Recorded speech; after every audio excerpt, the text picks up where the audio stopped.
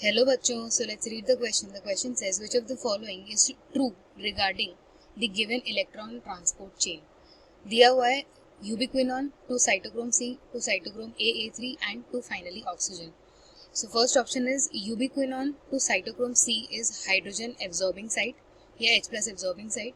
Cytochrome AA to oxygen is hydrogen yielding site. Ubiquinone to cytochrome C is hydrogen yielding site and cytochrome AA3 to oxygen is hydrogen absorbing site. And fourth, no hydrogen ions is absorbed or released. So the key concept for this question is electron transport system. So electron transport system is basically जब NADH and FADH2 which are produced from glycolysis and Krebs cycle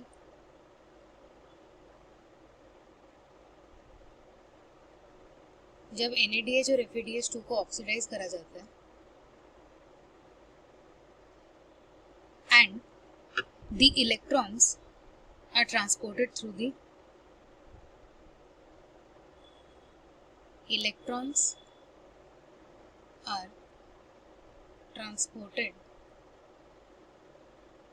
protein complexes.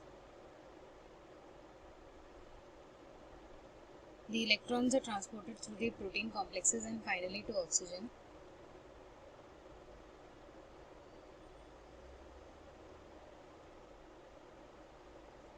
This is called the electron transport system.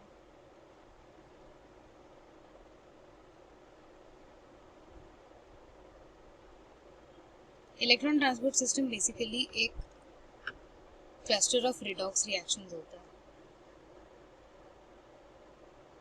Redox reactions मतलब इनमें both reduction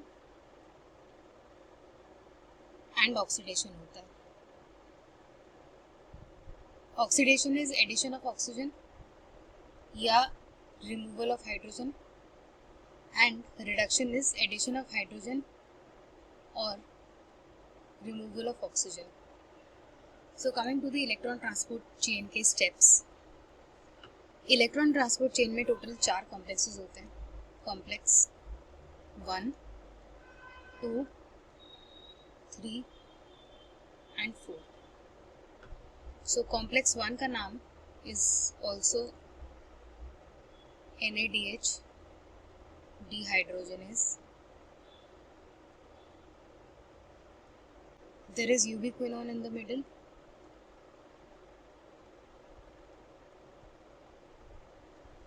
Complex 2 is also called succinate dehydrogenase.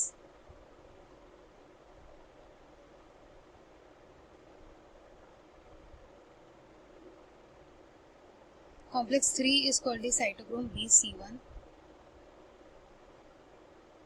This is cytochrome BC1. And complex cytochrome BC1 के बाद होता है cytochrome C oxidase.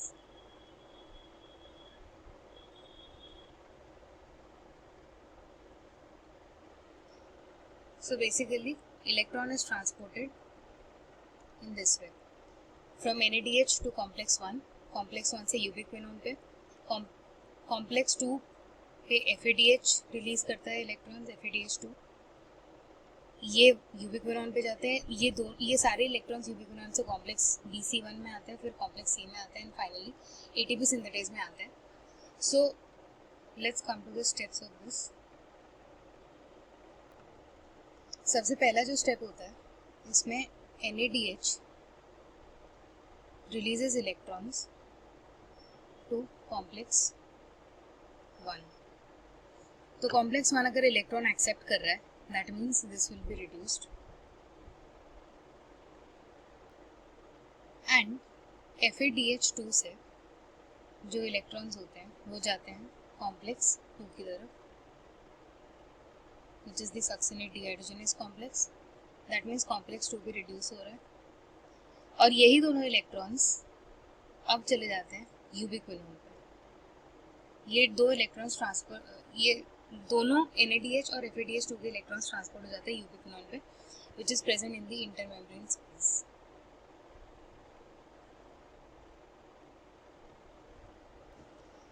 यूबिक्विनोन जो होता है इन electrons को अब ले जाता है कॉम्प्लेक्स BC1 में। दैट मीन्स यूबिक्विनोन से अब ये इलेक्ट्रॉन्स जाएंगे complex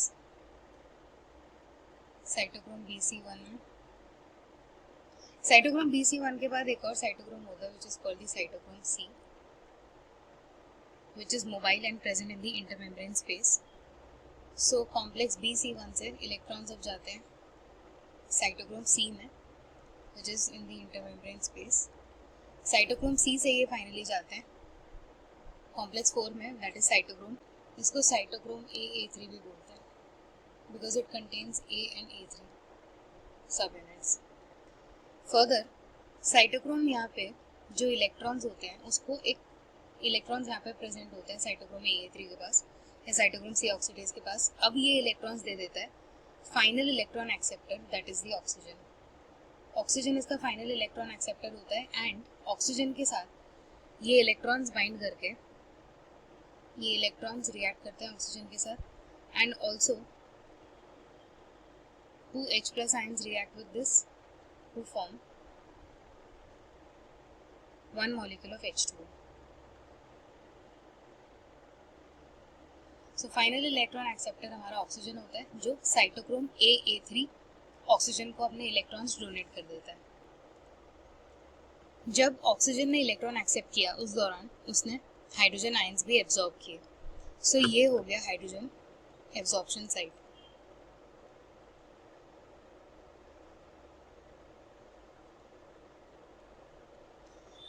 on the other hand इस पूरे इलेक्ट्रॉन ट्रांसपोर्ट चेन के दौरान कुछ हाइड्रोजन आयंस होते हैं जो पंप होते हैं from the mitochondrial matrix to the intermembrane space. Complex 2 से भी पंप होते हैं एंड कॉम्प्लेक्स 4 से पंप होते हैं। सो यहाँ पे हाइड्रोजन यील्ड होता है। So this is called the hydrogen yielding steps.